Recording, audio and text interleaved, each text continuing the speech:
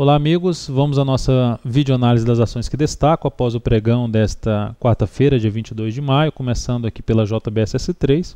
A ação vem fazendo uma correção mais no tempo do que no preço, depois de ter gerado uma nova tendência de alta, rompido aqui os 6,57, ter feito um rompimento ali de alguns topos, parou em cima dos 7 pila, resistência 7,02 e vai fazendo uma correção pequena. Já avaliaremos esse ativo a partir do próximo pregão, a possibilidade de uma compra que, num sinal mais forte de subida acima desses R$ 7,00, seria uma das alternativas aí de compra com stop aqui até abaixo de R$ 6,73, enfim, o stop poderia ser colocado até R$ 6,71. VLID 3 teve um pregão interessante, a alta de 6,96%, revertendo o sinal bem negativo que ela gerou no pregão de ontem.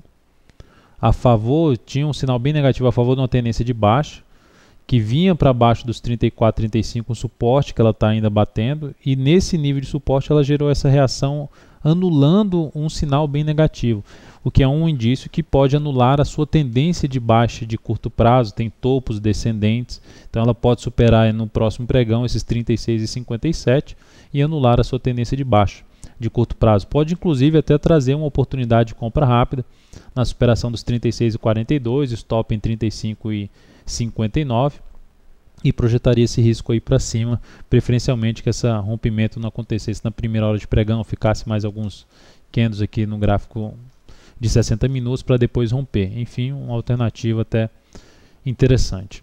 BTOW3 ativo em tendência de baixa, de curto prazo, que vinha respeitando constantemente nos movimentos de subida, respeitando o fundo que foi perdido, mudança de polaridade.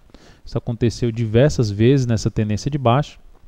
E agora ela não respeitou, veio com um movimento mais forte, dando indício de enfraquecimento dessa tendência de baixa. Já com um movimento bem prolongado para baixo, tinha um movimento aqui de 9 semanas, com a queda ali na faixa de 40%. E com esse movimento forte para cima, ela dá um primeiro indício que pode retomar sua tendência de alta de curto prazo, fazendo uma correção que venha buscar a região ali dos R$ 13,00, o nível mais importante de resistência. Já então daria para comprar esse ativo? Para mim não se encaixa, mas seria um ativo para monitorar a correção desse movimento aqui de subida. Ou a correção seria um movimento de baixa ou um movimento lateral, para avaliar uma possibilidade de comprar e tentar pegar um próximo movimento em busca desses R$ 13,00, um nível ali de resistência importante. Aqui no diário teria resistência ainda pela frente, na faixa dos 12,21 até esse topo anterior em 12,44, para depois chegar no nível da resistência de R$ 13,00 até os 13,31 seria o próximo nível de resistência. Olhando agora para a BFF3, BIF3, candle de indefinição, parecido com um martelo, um doji, mas se a gente tivesse um pequeno corpo aqui seria um martelo. O principal fato é que a ação está em tendência de baixa no curto prazo, está em tendência de baixa no médio prazo. Esse gap que aconteceu hoje, há uma chance de ser um gap de exaustão, já é um movimento de baixa mais prolongado, já é um terceiro gap no movimento de baixa. Então, acontecendo em cima de um nível importante de suporte, 10,15 até os R$ 10,00. Então, juntando alguns fatores que traz essa chance de ter um gap de exaustão que seria confirmado ao oscilar aqui amanhã ou no máximo na sexta-feira, amanhã que eu digo nesta quinta-feira ou no máximo sexta-feira, nesses 10,37 seria confirmado um gap de exaustão. E o significado dele é que traz uma perspectiva de ter um repique de alta desse último movimento de baixa, onde o principal nível de resistência acima desses 10,37 ficaria em torno de 10,96.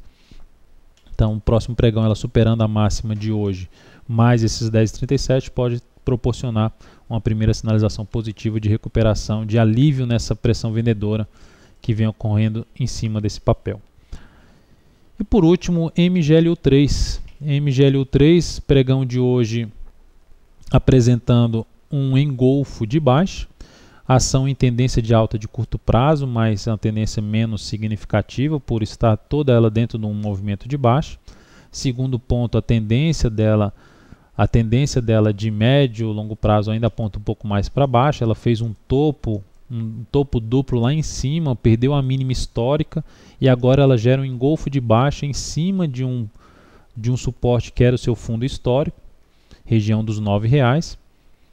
Toda uma região de R$9, por mais que ela tenha vindo aqui bem mais para cima, mas enfim, gerou uma queda aí de 4,26% em engolfo de baixa, trazendo a expectativa negativa em cima de um ponto importante e a favor da tendência de baixa, que pode trazer esse ativo para buscar seus próximos níveis de suporte, inicialmente na faixa de 8,40 e depois aqui no nível intermediário na faixa de 8,27. Abaixo disso, o número redondo de R$8. Até o fundo anterior nós teríamos aqui 7,65. Então são os próximos níveis de suporte e resistência. Além de ter toda essa região pela frente válida até o fechamento da semana nos R$9, teríamos no gráfico diário bem definido uma resistência em 9,41. Então é isso, amigos, muito obrigado por sua atenção e até a nossa próxima videoanálise. Um grande abraço.